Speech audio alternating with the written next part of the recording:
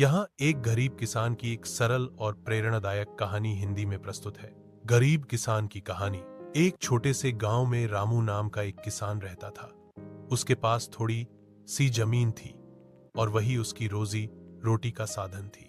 वह सुबह से शाम तक खेतों में मेहनत करता, लेकिन फसल उतनी नहीं होती कि घर का खर्च अच्छे से चल सके। रामू के पास पुराने कपड़े, मिट्टी की झोपड़ी और 2 बैल थे।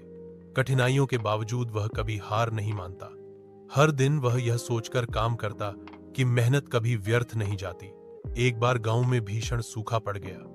बारिश नहीं हुई तो खेत बंजर हो गए। बहुत से किसान गांव छोड़कर शहर चले गए, लेकिन रामू ने ठान लिया कि वह गांव में रहकर ही कुछ करेगा। उसने तालाब खोदने का विचार किया। अकेले उसने कुदाल उठाई और मिट्टी खोदनी शुरू की। शुरू में लोग उसका मजाक उड़ाने लगे कि अकेला आदमी तालाब कैसे बनाएगा, लेकिन रामू ने किसी की परवाह नहीं की। दिन बीतते गए, धीरे धीरे कुछ लोग उसके साथ जुड़ गए। कुछ महीने बाद गांव में एक बड़ा तालाब बन गया।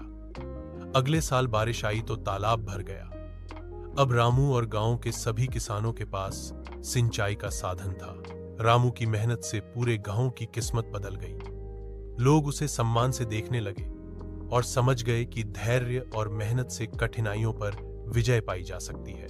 सीख: कभी भी हालात से हार मत मानो। अगर इरादे मजबूत हों तो गरीब से गरीब इंसान भी दूसरों के लिए प्रेरणा बन सकता है। क्या आप चाहते हैं कि मैं इस कहानी को और भावुक शैली में लिखूं, जैसे बच्चों के लिए या किसी नाटक की तरह?